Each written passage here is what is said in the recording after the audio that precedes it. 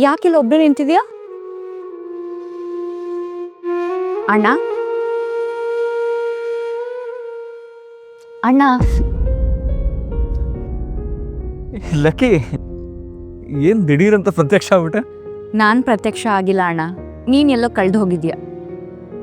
ಆದರೆ ಎಲ್ಲಿ ಕಳೆದು ಹೋಗಿದ್ಯಾ ಅಂತ ಗೊತ್ತಾಗ್ತಿಲ್ಲ. ಕಳೆದೋಗಿದ್ದೀನಾ? ನಾನೆಲ್ಲಿ ಕಳೆದೋಗಿದ್ದೀನಿ ಲಕ್ಕಿ? ಇಲ್ಲೇ ನಿಂತಿದ್ದೀನಲ್ಲ. ನೀನು ಕರೆದಿದ್ರೆ ನಾ ಒಳಗಡೆ ಬರ್ತಿದ್ದೆ. ನಾನು ಇಲ್ಲಿ ನಿಂತು ಕರೆದ್ರೇ ನಿನಗೆ ಕೇಳಿಸ್ಲಿಲ್ಲ. ಇನ್ನು ಮನೇಲಿ ಎಲ್ಲೋ ನಿಂತು ಕರೆದಿದ್ರೆ ನೀನು ಕೇಳಿಸ್ಕೊತಿದ್ಯಾ ಅಣ್ಣ? ಕರೆದ್ಯಾ?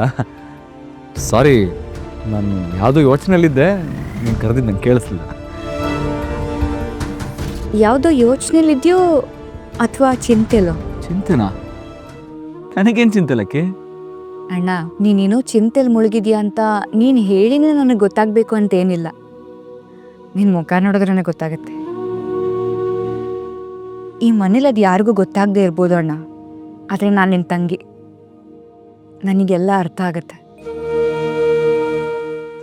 ಲಕ್ಕಿ, ನನಗೆ ಏನು ಚಿಂತೆ ಇಲ್ಲ ನೋಡು. ನೀನು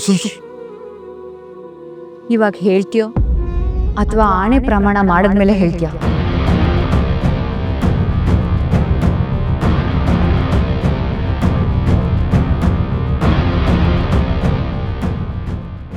ಅಣ್ಣ, ನನ್ನ ಹತ್ರ ಹೇಳ್ಕೊಂಡ್ರೆ ನಾನು ಯಾರಿಗಾದ್ರೂ ಹೇಳ್ತೀನಿ ಅಂತೇನಾದರೂ? ಲಕ್ಕಿ, ಸುಮ್ಮನೆ ಇರ್ತೀಯಾ? ಏನು ಮಾತಾಡ್ತಿದ್ಯಾ? ನಾನು ಯಾವತ್ತಾದರೂ ನಿನ್ನ ಮೇಲೆ ಅನುಮಾನ ಪಟ್ಟಿದ್ದೀನಾ?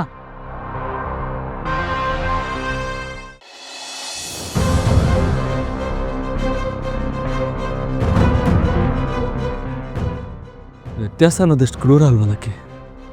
ನಮ್ಮ ಕೈಯಲ್ಲಿರೋ 5 ಬೆರಳುಗಳು ಸಮ ಇಲ್ಲ ಅಂತ ನಾವು ಸಮಾಧಾನ ಮಾಡಿಕೊಂಡ್ರು, ನಮ್ಮ ಕೈ ಬೇರೆಯವ್ರ ಕೈಗೆ ಸಮ ಇಲ್ಲ ಅಂತ ನಮಗೆ ಗೊತ್ತಾದಾಗ ತುಂಬ ಹಿಂಸೆ ಆಗುತ್ತೆ ಲಕ್ಕಿ. ಅಮ್ಮು, ಸಂಜೀವ್, ಸಾರಿ, ಅವ್ರನ್ನ ಅಮ್ಮು ಅಂತ ಕರೆಯೋಷ್ಟು ಹತ್ರ ನಾನಿನ್ನೂ ಆಗಿಲ್ಲ. ಅಮೃತ ಅವರೇ ಅಂತ ಕರೆಯೋಷ್ಟು ದೂರ ಆಗಿದೆ. ಈ ದೂರ ಯಾಕೆ ಬಂತು ಲಕ್ಕಿ? ಈ ದೂರ ಬಂದಿರೋದು ನನಗೂ ಅಮೃತ ಅವ್ರ ಮಧ್ಯೆ ಇರೋ ವ್ಯತ್ಯಾಸದಿಂದ. ನಮ್ಮಿಬ್ಬರ ಮಧ್ಯ ಶ್ರೀಮಂತಿಕೆ ಬಡತನ ಅನ್ನೋದೇ ವ್ಯತ್ಯಾಸ ಆಗಿದ್ದಿದ್ರೆ ಅದು ಯಾವತ್ತೋ ಗೊತ್ತಾಗಿರೋದು.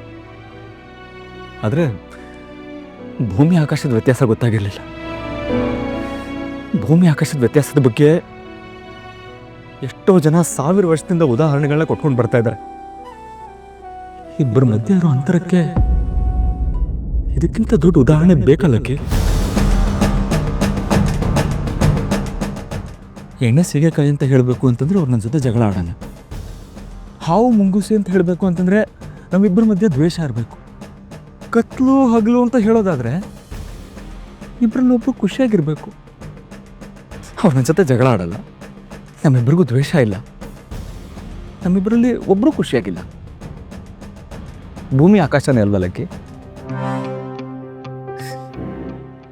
ಮದುವೆ ಆದಮೇಲೆ ಯಾವುದೇ ಅಪ್ಪ ಅಮ್ಮ ಆದರೂ ಮದುವೆ ಆದಮೇಲೆ ಗಂಡನ ಮನೇಲಿ ತನ್ನ ಮಗಳು ಖುಷಿಯಾಗಿರಬೇಕು ಅಂತ ಬಯಸ್ತಾರೆ. ಅಮೃತ ಅವರು ನಮ್ಮ ಮನೇಲಿ ಖುಷಿಯಾಗಿಲ್ಲದೆ ಹೋದರೂ ಕಷ್ಟಪಟ್ಟಿದ್ದಾರೆ. ಲಕ್ಷ್ಮಿಗೆ ಬುದ್ಧಿ ಬಂದಾಗ ಹೇಳ್ಬಿಡ್ಬೇಕಾಗಿತ್ತು, ನೀ ನನ್ನ ಮಗಳಲ್ಲ, ನಾನು ನಿನ್ನ ತಾಯಿಯಲ್ಲ, ಮದುವೆ ಮಾಡ್ಕೊಂಡು ಹೋಗ್ಬಿಡು ತಾಯಿ ಅಂತ. ನನಗೆ ಗೊತ್ತು ಲಕ್ಕಿ, ಅಮೃತ ಅವರು ಸಾಯಕ್ಕೆ ಹೋಗಿದ್ದು ನನಗೆ ಗೊತ್ತು.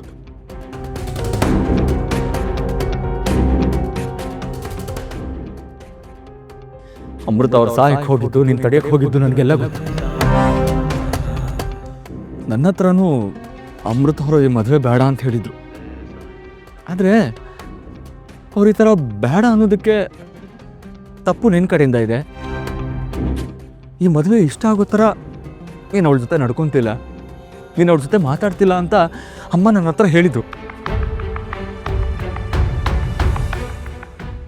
ಅಮ್ಮ ಹೇಳ್ದ ಹಾಗೆ ನಾನು ಅವ್ರ ಜೊತೆ ಮಾತಾಡೋಕ್ಕೆ ಶುರು ಮಾಡಿದೆ. ನಿಜ ಹೇಳಬೇಕು ಅಂತಂದರೆ ಬದಲಾವಣೆಗಳು ಕಾಣ್ತಿದೆ ಲಕ್ಕಿ. ಅವ್ರಿಗೆ ನನ್ನ ಮೇಲೆ ಪ್ರೀತಿ ಚಿಗುರ್ತಿದೆ ಅಂತ ಗೊತ್ತಾಗ್ತಿದೆ. ಆದರೆ ಅವ್ರು ಖುಷಿಯಾಗಿರೋಕ್ಕೆ ನನ್ನ ಪ್ರೀತಿ ಒಂದೇ ಸಾಕ ಅಂತ ನನಗೆ ಅನುಮಾನ ಆಗ್ತಿದೆ.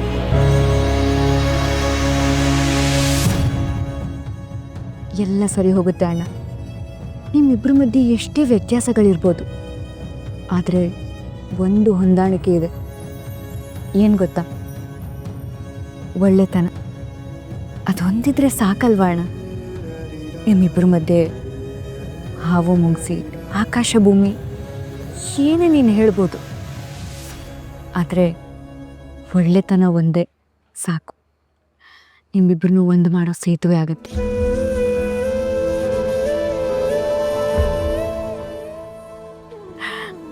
ಅಬ್ಬಾ, ಈಗ ನಮ್ಮ ಸಂಜೀವಣ್ಣನ ಮುಖದಲ್ಲಿ ನಗು ಕಾಣಿಸ್ತು.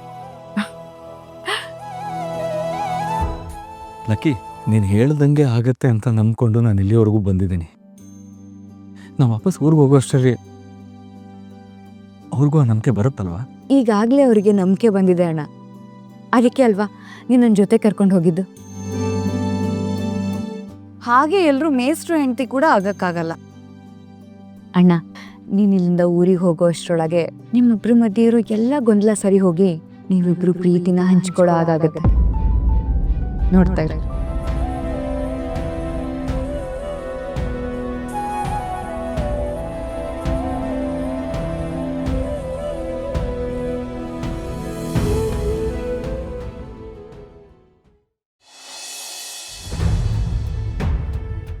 ಅಕ್ಕ, ನನ್ನ ಸೀರೆ ಚೆನ್ನಾಗಿದೆ ಅಲ್ವಾ? ತುಂಬಾ ಚೆನ್ನಾಗಿದೆ ನಳಿನಿ. ಮತ್ತೆ ಹೆಣ್ಣಿನ ಅಮ್ಮ ಅಂದ್ರೆ ಅಮ್ಮಮ್ಮ ಅನ್ನೋ ಹಾಗಿರ್ಬೇಕಲ್ವಾ? ದೊಡಮ್ಮ, ನನ್ನ ಡ್ರೆಸ್ ಹೇಗಿದೆ? ತುಂಬಾ ಮುದ್ದಾಗಿ ಕಾಣಿಸ್ತಾ ಇದೆ ಬಂಗಾರ. ಮುದ್ದಾಗಿ ಕಾಣಿಸ್ತಿರೋದು ಅವಳ ಡ್ರೆಸ್ ಅಂತ ಹೇಳಿ ಅತ್ಗೆ. ಅವಳ ಡ್ರೆಸ್ಗಿಂತ ನನ್ನ ಡ್ರೆಸ್ಸೇ ತುಂಬಾ ಚೆನ್ನಾಗಿದೆ. ನೋಡ್ತಾ ಇರಿ, ರಿಸೆಪ್ಷನ್ ಅಲ್ಲಿ ಲಕ್ಷ್ಮಿಗಿಂತ ಎಲ್ಲರ ಕಣ್ಣು ನಾನೇ ಕುಗ್ತಿರ್ತೀನಿ. ಹೇಗೆ?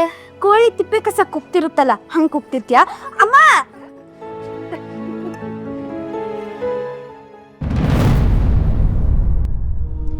ಅಮ್ಮ, ನಾನು ಇದೇ ಡ್ರೆಸ್ ಹಾಕ್ಕೊತೀನಿ, ಆದರೆ ಇದಕ್ಕೆ ಮ್ಯಾಚಿಂಗ್ ಸ್ಯಾಂಡಲ್ಸ್ ನನ್ನ ಹತ್ರ ಇಲ್ಲ. ನಾಳೆ ಬೆಳಗ್ಗೆ ನೀನು ಅಪ್ಪನ ಹತ್ರ ಮಾತಾಡಿ ಸ್ವಲ್ಪ ಕರುಣೆ ತೋರಿಸಿದ್ರೆ ಹಿಂಗೆ ಹೋಗಿ ಹಂಗೆ ತೊಗೊಂಬಂದ್ಬಿಡ್ತೀನಿ. ಅದಕ್ಕೆ ಯಾಕೆ ನಿಮ್ಮಪ್ಪನ ಕರುಣೆ ಬೇಕು? ನಾನೇ ಕೊಡಿಸ್ತೀನಿ, ಹೋಗಿ ತಗೊಂಡ್ ಬಾ. ಓಕೆ. ವಿಮ್ಲಾ, ನಿನ್ನ ಸೀರೆ ಸೆಲೆಕ್ಷನ್ ತುಂಬ ಚೆನ್ನಾಗಿದೆ ಕಣೆ. ಈ ಕಲರ್ ನಂಗೆ ತುಂಬ ಇಷ್ಟ ಆಯಿತು. ನಾನು ಯಾವ ಒಡವೆ ಹಾಕ್ಕೊಳ್ಳೋದು ಅಂತಲೇ ಗೊತ್ತಾಗ್ತಿಲ್ಲ ಕಣೆ. ಅಮ್ಮ, ನೀನು ಇದನ್ನ ಹಾಕೋ, ಸಕ್ಕತ್ತಾಗಿ ಕಾಣಿಸುತ್ತೆ. ಅಯ್ಯೋ ಬೇಡ ಕಣೆ, ಕೃಷ್ಣೋಜಿರಾವ್ ಅಂಕಲ್ ಮಗಳ ಮದುವೆಗೆ ಇದೇ ನೆಕ್ಲೆಸ್ ಹಾಕ್ಕೊಂಡಿದ್ದೆ. ಅವತ್ತು ಬಂದಿದ್ದ ಗೆಸ್ಟ್ಗಳೆಲ್ಲ ನಾಳೆ ನಮ್ಮ ರಿಸೆಪ್ಷನ್ಗೂ ಬರ್ತಾರೆ. ಈ ಸರಿ ಊರೆಲ್ಲ ನಿಂತು ಕೇಳಲಿ ಆದಿ ಲಕ್ಷ್ಮೀಪುರ